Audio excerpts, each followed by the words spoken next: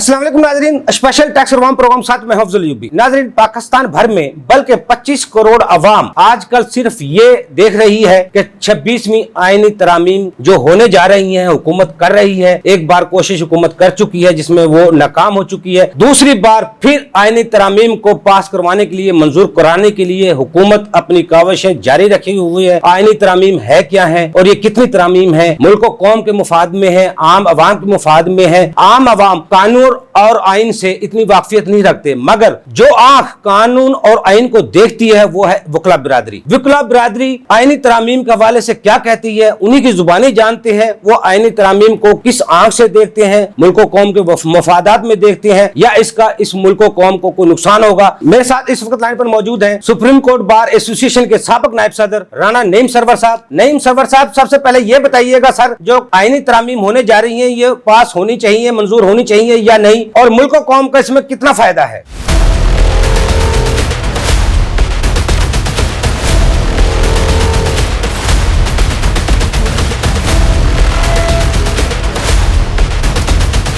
इस वक्त जो है मुल्क में आईनी तरमीम होने जा रही है। ये आईनी तरमीम नहीं होने जा रही बल्कि आईनी बहरान शुरू होने जा रहा है। इसलिए कि आज तक जो कानून ने जो सिविलाइजेशन की डेवलपमेंट करके जिस मुकाम पे पहुंचा है वो ये है कि हमने लीगल प्रिंसिपल्स पर जो है वो लीगल सिस्टम को चलाना है। लेकिन जो आईनी तरमीम होने जा रही है वो ऐसा है कि हॉर्स ट्रेडिंग का रास्ता खुलने के लिए उसकी तैयारी हो रही है कि कोई भी जो शख्स है, कोई भी जो पार्लियामेंट का मेंबर है वो दूसरी किसी भी पार्टी को ज्वाइन कर सकता है। और हुकूमत के पास तो बहुत इंसेंटिव होते हैं, वो किसी को चाहे तो अपने साथ मिला सकता है, उसको ओहदा दे सकता है, उसको पैसे दे सकते हैं और अपनी 2/3 मेजॉरिटी लेकर आइन में जो अभी तक प्रपोज्ड अमेंडमेंट्स आई हैं वो ये कि उसके मुताबिक ये प्रपोज्ड अमेंडमेंट जो है वो बिल्कुल लीगल प्रिंसिपल की नफी है और रूल ऑफ मैन की तरफ जा रही है, जो कि प्रिमिटिव एज जो थी लॉ की उस वक्त था जब डिक्टेटर हुआ करते थे। तो अब ये है कि सुप्रीम कोर्ट, 2 सुप्रीम कोर्ट बनेंगी। ये एक बिल्कुल ही नोवेल आइडिया है कि किसी दुनिया में ऐसा नहीं होता कि एक मुल्क में 2 सुप्रीम कोर्ट्स हों। फिर जो कॉन्स्टिट्यूशन कोर्ट बनेगी उसको हुकूमत चलाएगी, उसके जजेस को हुकूमत मुकर्रर करेगी, उनकी ट्रांसफर पोस्टिंग वो करेगी। तो फिर वो इंसाफ जो है, जस्टिस जो है, जो पहला मकसद है जस्टिस, वो कैसे डिलीवर होगा?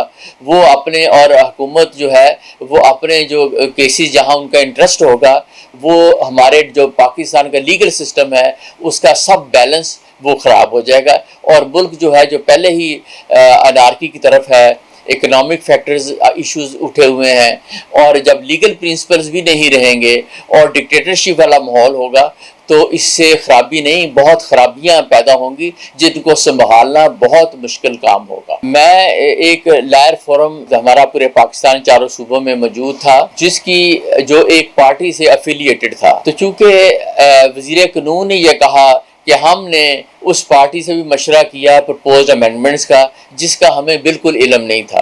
तो अगर हमें एतमाद में नहीं लेना या हमें वो प्रपोज्ड अमेंडमेंट्स नहीं दिखानी तो फिर जो है वो उसके साथ चलने का कोई मकसद नहीं है, क्योंकि जब तक रूल ऑफ लॉ है, जब तक लीगल प्रिंसिपल्स के साथ लीगल सिस्टम चलेंगे तभी हमारा प्रोफेशन रहेगा। इस बिना पर मैंने जो है फिर अपने पूरे कैबिनेट के साथ अपने आप को डिसोसिएट किया और रिज़ाइन के स्टेटस में है और इसीलिए वो उसके साथ नहीं चल सकते। दूसरा ये कि मुल्क को क्या नुकसान होगा जब एक इसकी मिसाल यूं ले लें कि जब एक हार है मोतियों का, जब उसमें वो रस्सी नहीं रहेगी, वो धागा नहीं रहेगा तो बिखर जाएगा।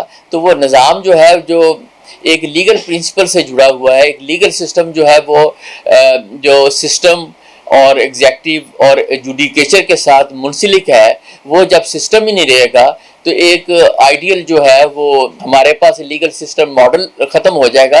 तो फिर कैसे पाकिस्तान का निज़ाम चलेगा? इकोनॉमिकली पहले ही हम we are based on IMF और फिर ये है कि लीगल प्रिंसिपल्स भी जब नहीं रहेंगे और हुकूमत जैसे चाहेगी वो इन मामलात को चलाएगी तो फिर सबका इस्तेहसाल होगा और जस्टिस नाम की कोई चीज़ जो है वो डिलीवर नहीं हो सकेगी।